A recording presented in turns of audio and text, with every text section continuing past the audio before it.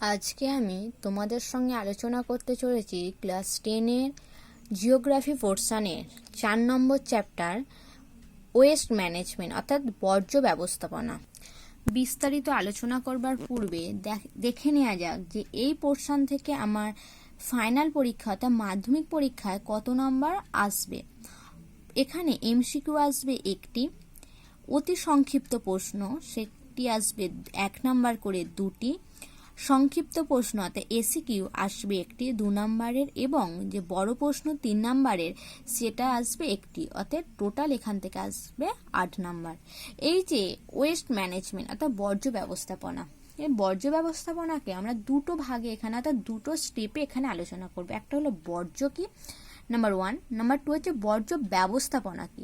আগে জেনে নেওয়া যাক বর্জ্য কি অর্থাৎ ডেফিনেশন অফ ওয়েস্ট। আমাদের দৈনন্দিন ব্যবহার্য পদার্থের অবশিষ্টাংশ যেগুলি কঠিন, তরল, গ্যাসীয় প্রভৃতি আকারে পরিবেশে ভেসে থাকতে পারে এবং যার আর্থিক কোনো মূল্য নেই এবং পরিবেশের ক্ষতি সাধন করে চলেছে তাকেই আমরা বলবো বর্জ্য পদার্থ। অর্থাৎ আমরা যে কোনো যে পদার্থের অবশিষ্টাংশকে বর্জ্য পদার্থ হিসেবে বিবেচনা করতে পারি না। এমনই সকল পদার্থের অবশিষ্টাংশ যেগুলির কোনো আর্থিক মূল্য নেই অথচ পরিবেশের ক্ষতি করছে তাকেই আমরা বলছি বর্জ্য পদার্থ। আমরা কখনোই বলতে পারি না যে সমস্ত কিছুর অবশিষ্টাংশই বর্জ্য পদার্থ, অর্থাৎ আমাকে এখানে মাইন্ডে রাখতে হবে অর্থাৎ যার আর্থিক মূল্য নেই এবং অবশ্যই সেটি পরিবেশের ক্ষতি সাধন করবে। উদাহরণ হিসেবে আমি কি দিতে পারি, আমাদের প্রতিদিন দেখি যে আমাদের বাড়িতে যে আনাজের খোলা সেটা বর্জ্য পদার্থ, বা ভাঙা টিভি, ভাঙা রেডিও বা রিমোট, এই সমস্ত বর্জ্য পদার্থ, নোংরা জল, গরম জল, ছাই, এই সমস্ত জিনিস হচ্ছে বর্জ্য পদার্থের অন্তর্ভুক্ত। এর ক্যারেক্টারিস্টিক অর্থাৎ এর বৈশিষ্ট্যগুলি কি কি? শহরাঞ্চলে বর্জ্যের পরিমাণ বেশি, নাম্বার 1। অবশ্যই আমরা হিসেবে দেখেছি যে পার ডে গ্রামে একজন ব্যক্তি বর্জ্য পদার্থ উৎপাদন করে 300 গ্রাম, কিন্তু শহরে সেটা 500 গ্রাম। তাহলে এই হিসাব অনুযায়ী আমরা বলতেই পারি শহরাঞ্চলে বর্জ্য পদার্থের পরিমাণ বেশি। নাম্বার 2, আমরা ডেফিনেশন থেকেই আমরা জেনেছি এখানে পরিবেশ দূষণ ঘটায়, অতএব এটিও একটা এর বৈশিষ্ট্য। আর কি না, সব বর্জ্য পদার্থই যে পরিবেশের ক্ষতি সাধন বরাবর করে যাবে এর কোনো মানে নেই। বর্জ্য পদার্থের সঠিক ব্যবহারের ফলে এই বর্জ্যকে কিন্তু আমরা সম্পদেও পরিণত করতে পারি। পরীক্ষায় যদি আমাদের প্রশ্ন আসে ডিসকাস অ্যাবাউট দ্য ওয়েস্ট অর্থাৎ বর্জ্য সম্পর্কে যা জানো বলো, তখন আমি এর বৈশিষ্ট্য, এর ডেফিনেশন, এর বৈশিষ্ট্য এবং এর এক্সাম্পল আমি দিতে পারি। নেক্সট যে ধাপ বা নেক্সট যে আলোচ্য বিষয় সেটি হলো সোর্স, অর্থাৎ বর্জ্য পদার্থ আমরা কোথা থেকে আসছে, অর্থাৎ কি কি ভাবে বর্জ্য পদার্থটা আসছে। একটা হলো গৃহস্থলিক বর্জ্য। গৃহস্থলিক বর্জ্য মানে কি, আমাদের বাড়িতে যে সকল বর্জ্য পদার্থ উৎপাদন হয় সেটা হলো গৃহস্থলিক বর্জ্য, যেমন খাবারের অবশিষ্টাংশ, নোংরা জল প্রভৃতি। এছাড়া আনাজের খোসা, ফলের খোসা, মাছের কাঁটা, মাংসর হাড়, খাবারের ছিবড়া প্রভৃতি হচ্ছে গৃহস্থলিক বর্জ্যের মধ্যে অন্তর্গত। শিল্পজাত বর্জ্য অর্থাৎ শিল্প কারখানায় যে সমস্ত বর্জ্য পদার্থ নির্গত, যেমন নোংরা জল, গরম জল, ছাই, আখের ছিবড়া, এই সমস্ত হচ্ছে শিল্প কারখানার বর্জ্য পদার্থ। কৃষিজ বর্জ্য অর্থাৎ কৃষিকাজ করতে গিয়ে বা কৃষিজ যে সমস্ত বর্জ্য উৎপাদন হয় সেটা হলো কৃষিজ বর্জ্য, যেমন খড়, কাঠ প্রভৃতি। পৌরসভার বর্জ্য বলতে আমরা বুঝি নর্দমার নোংরা জল, তারপরে আবর্জনা, ময়লা, প্লাস্টিক, বোতল, এই সমস্ত জিনিসগুলো হলো পৌরসভার বর্জ্য। এই পৌরসভার বর্জ্য পদার্থ যদি দিনের পর দিন জমতে থাকে এর ওপরে কিন্তু বিভিন্ন রকম ব্যাকটেরিয়া, ভাইরাস এবং বিভিন্ন পোকামাকড়ও জন্ম নেয়, যার ফলে অস্বাস্থ্যকর এবং ঘিঞ্জি অবস্থা সৃষ্টি হয় এবং মানুষের স্বাস্থ্যহানিও ঘটতে পারে। চিকিৎসা সংক্রান্ত বর্জ্য কি? চিকিৎসা সংক্রান্ত বর্জ্য যে চিকিৎসা ক্ষেত্রে যে সমস্ত বর্জ্য উৎপাদন হচ্ছে, যেমন স্যালাইনের বোতল, তুলো, ছুঁচ প্রভৃতি। আর তেজস্ক্রিয় বর্জ্য কি? তেজস্ক্রিয় কারখানা, যেমন হচ্ছে আমরা বলতে পারি ইউরেনিয়াম কারখানা বা সীসা, এই সমস্ত জিনিসগুলো হলো তেজস্ক্রিয় বর্জ্যের মধ্যে অন্তর্গত। নেক্সট, বর্জ্য পদার্থ কত ধরনের আমাদের পরিবেশে ঘুরে বেড়াচ্ছে। বর্জ্য পদার্থ সাধারণত 3 ভাগে ভাগ করা হলেও এটি 5টি ভাগে আলোচনা আমরা করতে পারি। কঠিন বর্জ্য অর্থাৎ কঠিন যে সমস্ত পদার্থ আছে তার যে অবশিষ্টাংশ সেগুলি হলো কঠিন পদার্থ, যেমন আনাজের খোসা বা মাছের কাঁটা, এগুলো হলো কঠিন বর্জ্য। তরল বর্জ্য কি? যে সমস্ত বর্জ্য পদার্থ তরল, অর্থাৎ আমি বলতে পারি রং, তেল বা নোংরা আবর্জনা, তেল, নোংরা জল প্রভৃতি।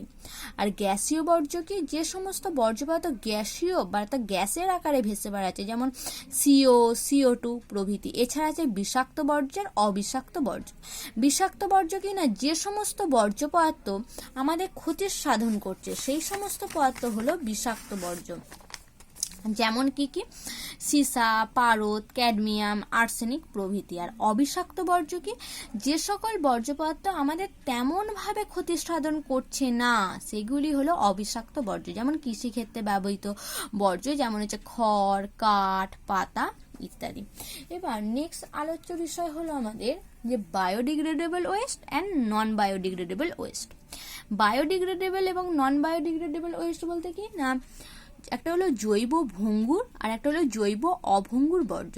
যে সকল বর্জ্য জীবাণু, ব্যাকটেরিয়া দ্বারা বিয়োজিত হয়ে জল, মাটি, বাতাসের সঙ্গে আমনাআমনি মেশে, অর্থাৎ যে সকল বর্জ্য পদার্থ বিয়োজিত হলো এবং জল, মাটি, বায়ু প্রভৃতির সঙ্গে মিশে গেল, সেটা হলো আমার বায়োডিগ্রেডেবল। এবং যে সমস্ত পদার্থগুলি বিয়োজিত হতে পারলো না, সুদীর্ঘকাল ধরে পড়ে রইল, সেটা হলো নন বায়োডিগ্রেডেবল, যেমন প্লাস্টিক, রবার প্রভৃতি। পরীক্ষায় আসে বা আসতে পারে, সেটা হলো এদের মধ্যে ডিস্টিংগুইশ বা difference between biodegradable West and non biodegradable West. এখানে যদি আমরা লক্ষ্য করি দেখতে পাচ্ছি যে বায়োডিগ্রেডেবল সহজেই বিভাজিত হতে পারে কিন্তু নন বায়োডিগ্রেডেবল পারে না। এটা তোমার বায়োডিগ্রেডেবলের মধ্যে অন্তর্গত হচ্ছে কৃষিক্ষেত্রে ব্যবহৃত বর্জ্য পদার্থ বা কৃষিক্ষেত্রে যে উৎপাদিত বর্জ্য পদার্থ, আর এটা হলো জৈব, অজৈব, বেশিরভাগ ধাতব বা অধাতব শিল্পের বর্জ্য প্রভৃতি। আর বায়োডিগ্রেডেবল পরিবেশে তেমনভাবে ক্ষতি করে না, কিন্তু নন বায়োডিগ্রেডেবল পরিবেশে ভীষণভাবে ক্ষতি করে। নেক্সট কোশ্চেন, যে পরিবেশের ওপর বর্জ্যের কি কি প্রভাব পড়ছে? কি কি প্রভাব পড়ছে? জমি ধ্বংস এবং উর্বরতা হ্রাস। যদি পরিবেশের ওপর বর্জ্য পদার্থ থাকে, অর্থাৎ পরিবেশে যদি বর্জ্য পদার্থের পরিমাণ বৃদ্ধি পায়, তাহলে কিন্তু জমির উর্বরতা শক্তি হ্রাস পাবে, পরিবেশ ধ্বংস হবে এবং দৃশ্য দূষণ হবে। আচ্ছা, দূষণ বাড়বে, মাটি দূষণ, জল দূষণ, বায়ু দূষণ প্রভৃতি। যেমন কঠিন পদার্থের ফলে মাটি দূষণ বাড়বে, তরল বর্জ্যের প্রভাবে জল দূষণ বাড়বে, আর গ্যাসীয় বর্জ্যের প্রভাবে আমাদের বায়ু দূষণ বাড়বে। মানুষের শরীরের ওপর প্রভাব, যেমন তেজস্ক্রিয় পদার্থ যেমন সীসা বা ইউরেনিয়াম প্রভৃতি মানুষের দেহে প্রবেশের ফলে মানুষের বিভিন্ন রকম শারীরিক সমস্যা দেখা যাবে। জলাভূমি ধ্বংস হবে, শিল্পক্ষেত্রে ক্ষতিকারক রাসায়নিক জলভূমি নষ্ট হবে, জলজ প্রাণী ধ্বংস হবে। গ্রামাঞ্চলে জলাভূমিতে সার, কীটনাশক প্রবেশ করার ফলে কৃষিজমিতে ইউট্রোফিকেশন দেখা দেবে, জলাভূমিতে ইউট্রোফিকেশন দেখা দেবে। এর ফলে এখানে যে পানা সেগুলো বৃদ্ধি পাবে এবং বৃদ্ধি পাওয়ার ফলে জমিতে অক্সিজেনের পরিমাণ কমতে থাকবে এবং জলাভূমিতে যে বসবাসকারী প্রাণী আছে সেই সমস্ত প্রাণীগুলি অক্সিজেনের অভাবে মারা যাবে, অর্থাৎ ইউট্রোফিকেশন সংঘটিত হবে এবং সর্বোপরি জীব বৈচিত্র্য নষ্ট হবে। শুধু বনভূমির নয়, জলাভূমি, বনভূমি, মাটির যে জীব বৈচিত্র্য সেই সমস্ত জীব বৈচিত্র্য নষ্ট হবে। ওয়েস্ট ম্যানেজমেন্ট এর যে নেক্সট স্টেপ, অর্থাৎ আমি প্রথমেই বলেছিলাম এটা আমি দুটো ধাপে আলোচনা করব। নাম্বার 1, বর্জ্য কি, বর্জ্য কাকে বলে, বর্জ্যের উৎস কি, বর্জ্যের বৈশিষ্ট্য কি, বর্জ্যের প্রকারভেদ কি বা বর্জ্যের প্রভাব কি, এই সমস্ত। আর একটা দিক হলো বর্জ্য ব্যবস্থাপনা। তা বর্জ্যটাকে আমি ক্যারেক্টারিস্টিকে বলেছিলাম যে বর্জ্য পদার্থকে সঠিক ব্যবহারের ফলে কি আমরা সম্পদে পরিণত করতে পারি। এই সম্পদটা আমরা কিভাবে পরিণত করব বা বর্জ্যকে ব্যবস্থাপনা করার প্রয়োজনটা হলো কোথায়। তো প্রথমেই আমি জানবো যে বর্জ্য ব্যবস্থাপনা, এই বর্জ্য ব্যবস্থাপনা জিনিসটা কি। পরিবেশের অবনমন রোধ, মানব শরীরের বিভিন্ন রোগের হাত থেকে মুক্তি, জীববৈচিত্র্য রক্ষা ইত্যাদি উদ্দেশ্যে বর্জ্যের পরিমাণ হ্রাস, বর্জ্য পদার্থ সংগ্রহ, উপযুক্ত ব্যবস্থার মাধ্যমে বর্জ্য পদার্থের পুনর্ব্যবহার করে নতুন সম্পদের সৃষ্টি, যথার্থ সৎ ব্যবহার করে যে সম্মিলিত প্রক্রিয়া, সেটাই হলো বর্জ্য ব্যবস্থাপনা। অর্থাৎ বর্জ্যের পরিমাণ কমাবো, কমিয়ে সেই বর্জ্যটাকে সৎভাবে ব্যবহার করব, ব্যবহার করার ফলে যে আমার নতুন পদার্থের সৃষ্টি হবে বা নতুন সম্পদের সৃষ্টি হবে, সেটাই হলো বর্জ্য ব্যবস্থাপনা। এই যে প্রক্রিয়াটা, এই যে উদ্যোগটা, এটাই হলো বর্জ্য ব্যবস্থাপনা। কিন্তু এখানে যে আমি বর্জ্য পদার্থটাকে আমি ভালোভাবে সম্পদে পরিণত করব কিভাবে, এর জন্য আমাকে 5টা পদ্ধতি অবলম্বন করতে হবে। কি কি? একটা হলো বর্জ্য পৃথকীকরণ। বর্জ্য পৃথকীকরণ কি? আমার বিভিন্ন ধরনের বর্জ্য, যেমন আমরা যদি লক্ষ্য করি ডাস্টবিনে যেমন আনাজের খোসাও রাখা হচ্ছে, তেমন মাছের কাঁটাও রাখা হচ্ছে, তেমন প্লাস্টিকও রাখা হচ্ছে, তেমন বোতলও ফেলা হচ্ছে। এই সমস্ত দিকে আমরা যদি একটু লক্ষ্য করে দুটো ডাস্টবিন ফেলে দিই, অর্থাৎ বায়োডিগ্রেডেবল, নন বায়োডিগ্রেডেবল, অর্থাৎ জৈব ভঙ্গুরগুলো যদি আমি একটা ডাস্টবিনে ফেলি আর জৈব অভঙ্গুরগুলো যদি আমি আর একটা ডাস্টবিনে ফেলি, তাহলে আমার কি হবে না, আমার জিনিসগুলো অর্থাৎ পচনশীলটাকে আমি একরকমভাবে ব্যবস্থা করতে পারবো আর অপচনশীলটাকে আমি আরেকভাবে ব্যবস্থা করতে পারবো। অর্থাৎ সর্বপ্রথম আমার কাজ হবে বর্জ্য ব্যবস্থাপনার মধ্যে বর্জ্যটাকে পৃথকীকরণ করা, অর্থাৎ এর বৈশিষ্ট্য অনুযায়ী, এর মেটেরিয়ালস অনুযায়ী এই সমস্ত বর্জ্যগুলোকে আমাকে আলাদা করতে হবে। তারপর কি? ভরাটকরণ। শহরাঞ্চলে বর্জ্য শহরের বাইরে জমা করা হয়, এতে কম খরচে হয় বটে, তবে অঞ্চলে পরিবেশ দূষণ হয় এবং মানব শরীরে বিভিন্ন রকম রোগের প্রাদুর্ভাব ঘটে। তাই কতগুলি সতর্কতা নেওয়ার প্রয়োজন। কি না, জায়গাটি যেন বড় শহর থেকে বা জনবসতি থেকে আলাদা হয়, মানে অনেকটা দূরে হয়। ময়লার জল চুঁইয়ে যাতে ভৌম জলে প্রবেশ করতে না পারে, সহজেই যেন সেখানে ময়লার গাড়ি প্রবেশ করতে পারে। ময়লার গন্ধ যাতে ছড়িয়ে না পড়ে সেই দিকে আমাদের লক্ষ্য করতে হবে এবং তার জন্য চারিদিকটা সিমেন্ট দিয়ে বাঁধিয়ে বর্জ্য পদার্থ জমা করতে হবে এবং হিউমাস দ্বারা সেটা যেন বিয়োজিত হতে সক্ষম হয়, সেরকম ব্যবস্থা গড়ে তুলতে হবে। নেক্সট কি? কম্পোস্টিং। কম্পোস্টিং কি না, এই পদ্ধতিতে জৈব ভঙ্গুর বর্জ্য পদার্থগুলি জীবাণু দ্বারা বিয়োজিত হয়ে হিউমাসে পরিণত হয়। গৃহস্থলিক ও কৃষি জৈব ভঙ্গুর বর্জ্য এই পদ্ধতিতে পরিবর্তিত হয়। মানে কি না, জৈব ভঙ্গুর বর্জ্যগুলি অর্থাৎ বায়োডিগ্রেডেবল এই বর্জ্যগুলি জীবাণু দ্বারা বিয়োজিত হয়ে হিউমাসে পরিণত হবে। এটা কি? এটা কটি প্রকারে হয়? এটি আবার দুটি পদ্ধতিতে ঘটে। একটা হলো সবাত কম্পোস্টিং আর একটা হলো অবাত কম্পোস্টিং। সবাত কম্পোস্টিং কি না, বায়ুর উপস্থিতিতে জীবাণু জৈব পদার্থের বিশ্লেষণ ঘটায়, তা হলো সবাত কম্পোস্টিং, এবং বায়ুর অনুপস্থিতিতে জীবাণু জৈব পদার্থের বিশ্লেষণ ঘটালে তখন তাকে বলেছে অবাত কম্পোস্টিং। অর্থাৎ যখন বায়ুর উপস্থিতিতে জীবাণু থাকছে সেটা, আর একটা হলো যখন বায়ুর অনুপস্থিতিতে যখন জীবাণু জৈব পদার্থের বিশ্লেষণ ঘটাচ্ছে সেটাকে তখন বলা হচ্ছে অবাত কম্পোস্টিং।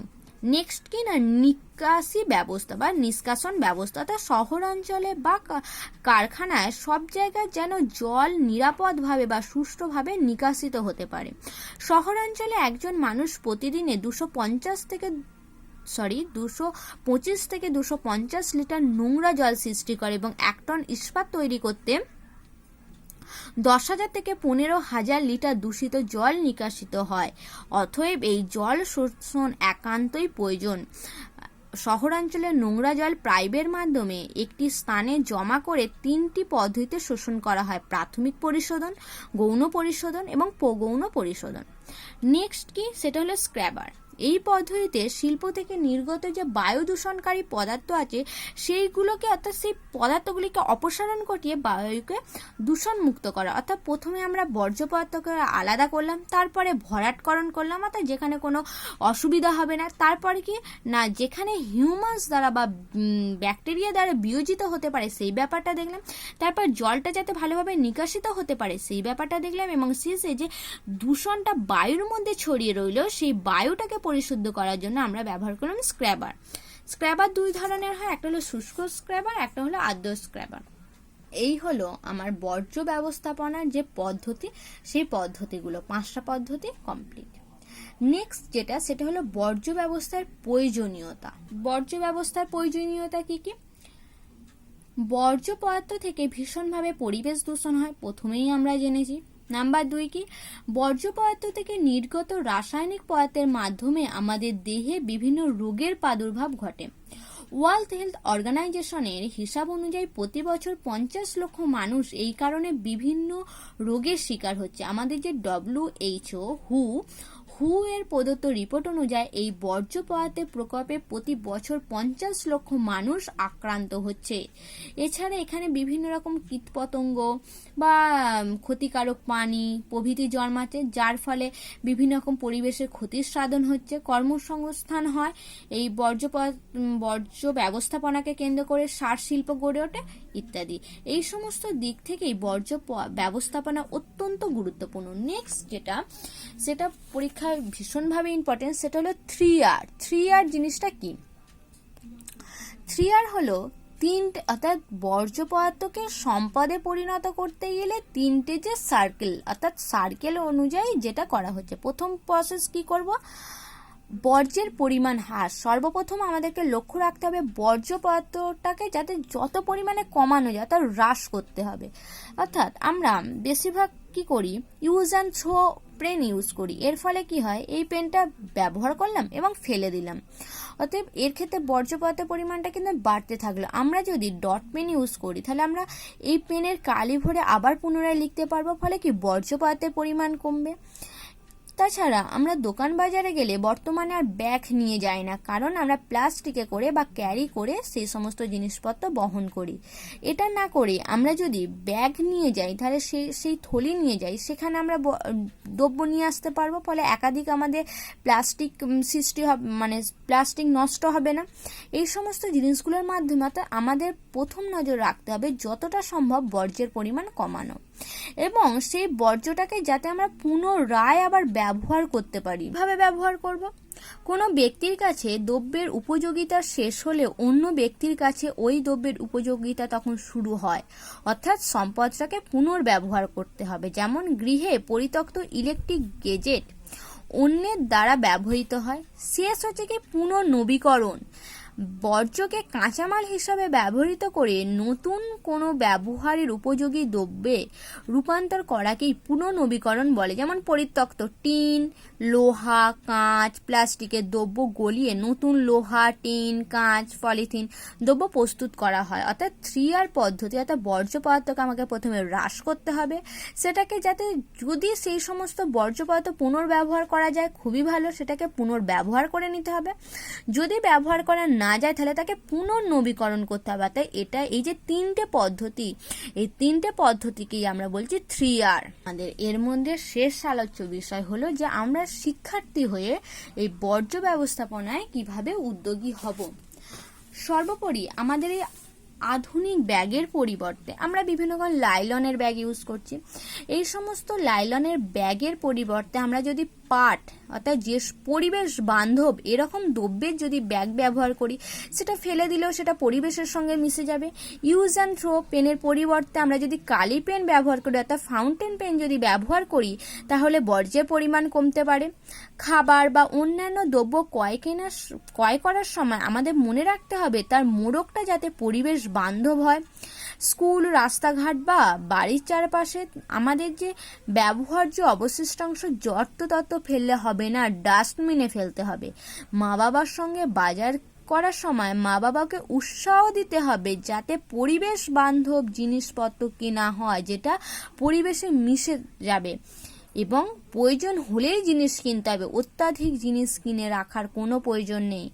আমাদের অতিরিক্ত জামা কাপড়, বই বা ব্যবহার উপযোগী দ্রব্য ফেলে না দিয়ে সেটা চ্যারিটেবল সংস্থাকে, অর্থাৎ কোনো সংস্থাকে বিতরণ করে দিতে হবে। এছাড়া সমাজের সর্বস্তরের মানুষের কাছে এই যে বর্জ্য পদার্থের অপকারিতার বিষয়টি তুলে ধরতে হবে। মিছিল, মিটিং, বিভিন্ন রকম ক্যাম্পের মাধ্যমে এই বর্জ্য ব্যবস্থাপনার বা এই বর্জ্য পদার্থের যে অপকার সেই দিকটা এবং বর্জ্য ব্যবস্থাপনার ফলে আমরা যে সুফলটা পেতে পারি তার যে সুফলটা সেটা আমাদেরকে জনসাধারণের কাছে সর্বোপরি সকল মানুষের কাছে তুলে ধরতে হবে। এইটা যদি আমরা করতে পারি তাহলে বর্জ্য পদার্থ কিছুটা হলেও আমরা হ্রাস করতে পারবো এবং আমাদের পরিবেশ আরও উন্নত হয়ে উঠতে পারে আমাদের এই সামান্য কিছু পদক্ষেপের মাধ্যমে। মোটামুটি চ্যাপ্টারটা দুটো স্টেজে পড়িয়ে শেষ হলো। এখানে কিছু সম্ভাব্য প্রশ্নবলী উল্লেখ করা হলো। সেটা হলো বর্জ্য পদার্থ কী, যেটা প্রথমেই ডেফিনিশন হিসাবে আলোচনা করা হয়েছে। এর যে শ্রেণীবিভাগ অর্থাৎ কঠিন, তরল, গ্যাসীয়, বিষাক্ত, অবিষাক্ত এই যে পোর্শনটা সেটা এটা 3 নম্বরের আসতে পারে লেজুর কোশ্চেন হিসাবে।